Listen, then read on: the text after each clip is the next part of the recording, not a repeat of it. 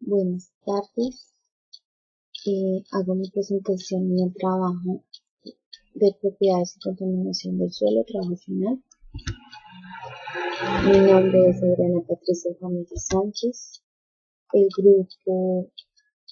Pertenezco al grupo número 358014-90 y pertenezco al CEDIC Agua Ciudad. Situación problema. Se describen algunas propiedades de un suelo de la sabana de Bogotá, que actualmente se encuentra en uso para cultivos de hortalizas como repollo, brócoli, apio, lechuga y cebolla. El manejo de estos cultivos en la actualidad se realiza de manera convencional, resaltando el uso de pesticidas, herbicidas y riego por aspersión. El riego de la zona proviene de una fuente hídrica superficial que aguas arriba tiene vertimientos industriales. Diagnóstico del problema. Para diagnosticar el problema se requiere conocer el tipo de suelo y sus características, así como el impacto de los contaminantes.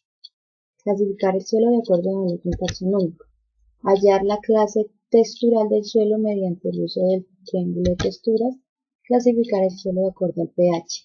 Este fue el trabajo de momento número 1. Se desarrolló.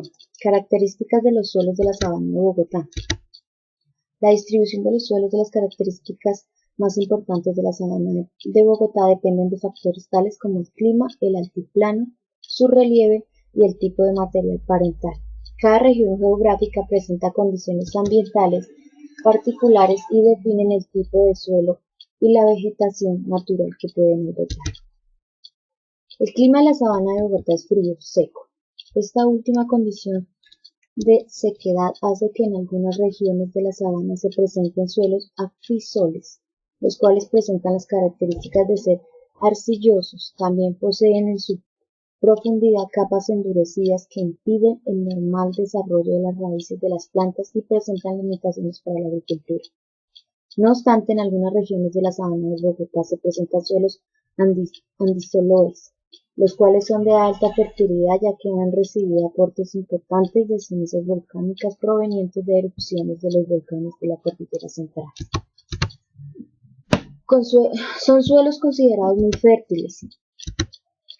El contenido de la materia orgánica en el suelo de la sabana afecta significativamente sus demás propiedades. El contenido de arcilla indica propiedades de fertilidad y disponibilidad de nutrientes para las plantas, por los beneficios de sus propiedades coloidales, permitiendo intercambiar elementos por medio de las raíces de las plantas y de esta forma retener la humedad.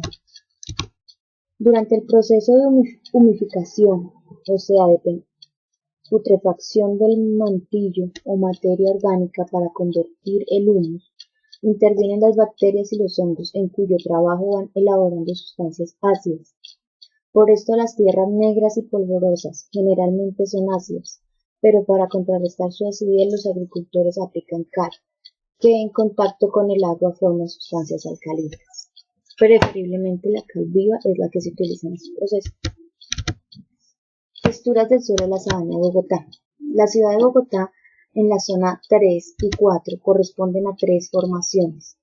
Entre ellas encontramos la segunda formación, la cual es una consecuencia de suelos arcillosos de origen lacustre de la formación sabana. Estas formaciones tienen un espesor variable que aumentan desde los piedemontes de los cerros que bordean la sabana hacia la parte central de los valles que se forman entre las cadenas montañosas, y además en dirección general del flujo del río Bogotá. Las formaciones en la sabana tienen una composición relativamente uniforme en cuanto a tipos de materiales y a su comportamiento mecánico. Está influenciado por la variación de los esfuerzos de confinamiento con la profundidad. Triángulo de texturas. Según el triángulo de textura, los suelos arcillosos de la formación sabana se forman en un ambiente lacustre, por lo tanto la pendiente de los pocitos estacionales es muy baja y los materiales son finos, arcillas y limos. Sin embargo, durante el periodo de alineación de esta formación, Se presentan variaciones importantes de clima, en particular periodos glaciales e interglaciales que variaron la profundidad de la laguna que en ese entonces era Bogotá, y por lo tanto permitieron la formación de depósitos de suelos orgánicos, así como pértiles, de variación por desecación de los suelos depositados por debajo de estos niveles.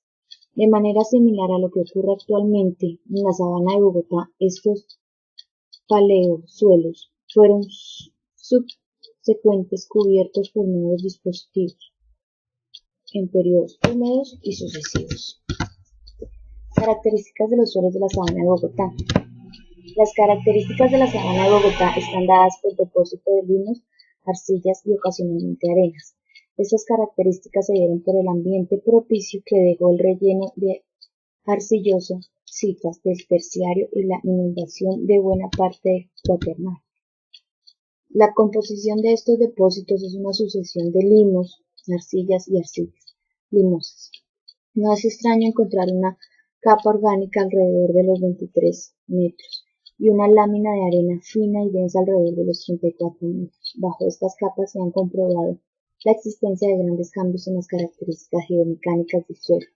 En efecto, algunos sondeos llevados hasta 60 metros muestran una creciente resistencia del suelo.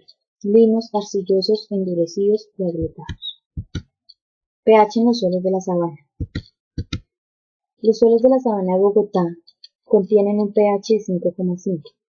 En los suelos, si el pH está arriba de 5, los iones hidratados y hidróxido existen en forma intercambiable. Los iones de aluminio tienden a polimerizarse para producir sistemas más complejos y difíciles. La reacción del suelo de la sabana es de ácido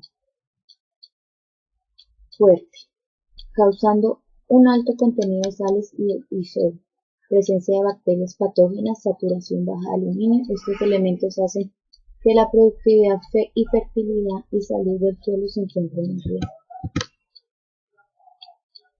Fuentes de acidez en los suelos de la sabana de Bogotá. Humus y materia orgánica, arcillas aluminosilicatas, óxidos hidratados de Fa y Al, sales solubles, dióxido de carbono, cadmio, arsenio y plomo.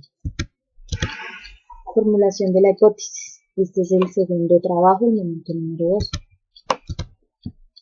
Para que el deterioro de la salud pública y pérdida parcial o total de la productividad del suelo ocasionados por la alta concentración de metales pesados, cadmio, arsenio y plomo, que generan fitotoxicidad y degradación química, se detenga y no se repita en otros sectores de la sabana de Bogotá utilizados para cultivos de hortalizas, el incremento del pH y aplicación de materia orgánica en el suelo se debe tener en cuenta. Ejercer mayor control con respecto a los desechos vertidos en fuentes hidrográficas cercanas a las actividades agrícolas del sector proveniente de industrias, al igual que las aguas que son desechadas al río Bogotá proveniente de los cultivos realizados en la sabana. La construcción de una planta de tratamiento de agua residual. Esta sería una alternativa efectiva para mitigar el alto nivel de toxicidad de las aguas en la entrada y salida de los cultivos. Uso de programas de capacitación agrosilvicultura para el pequeño y grande productor, que se genere conciencia al señalar a ellos nuevas y mejores eficaces técnicas para labrar y cultivar los terrenos, en las que no se tengan que implementar maquinaria o tecnología muy avanzada, ya que esto les quitaría el trabajo a los campesinos. Generar herramientas de planeación, gestión urbanística y de regulación frente al manejo de los herbicidas utilizados en suelos de la región. Realizar el cambio de dichos químicos con la implementación de fertilizantes biológicos. Propuesta de solución del problema de contaminación, momento número 3.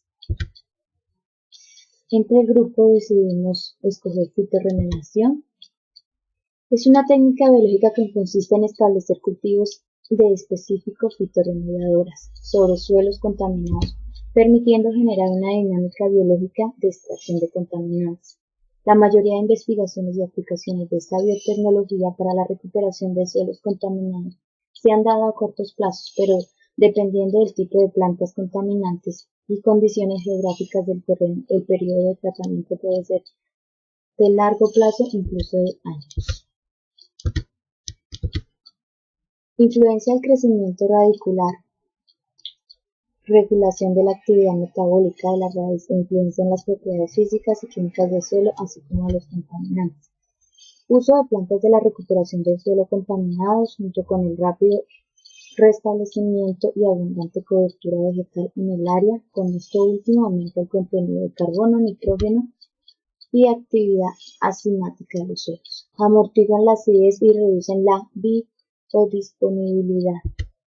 Las plantas ganan tolerancia en condiciones de estrés. Con el uso de hongos se pueden auxiliar a aliviar algunas de estas limitaciones.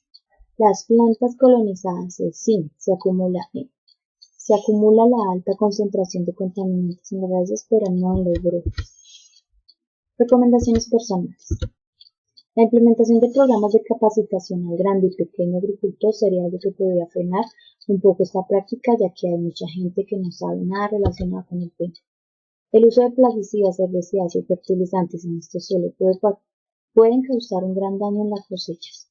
Como en los suelos, se deberían cambiar estas prácticas por productos orgánicos que sean amigables para el ambiente. Las autoridades ambientales encargadas deberían implementar multas, sanciones a quienes no se acojan a planes de descontaminación y recuperación de los recursos naturales. Si no se genera conciencia ambiental desde la fuente de los daños, no es mucho lo que se logra. Esto lleva a que todos desde nuestros hogares generemos conciencia ambiental para frenar estos actos que tendrán daños irremediables en el futuro. Conclusiones. Este trabajo nos enseña cómo, a pesar de ver un suelo a simple vista muy fértil y apto para prácticas de agricultura y hortaliza, vemos cómo, estudiando el caso, salen tantas cosas negativas e incógnitas de cómo en una zona como esas pueden verse afectados desde los suelos hasta el consumidor final. Es preocupante de cómo, siendo consumidores, estamos expuestos a enfermedades y posibles daños en nuestros organismos. Todo por lo que creemos consumir sano no lo es así, porque estos productos son contaminados desde que se siembran. Se reconoce la problemática y se identifican los factores que influyen en estos actos. Se espera, con la ayuda de entidades encargadas y entidades gubernamentales, se puedan frenar estas prácticas para garantizar una calidad de vida a las personas. Bibliografía.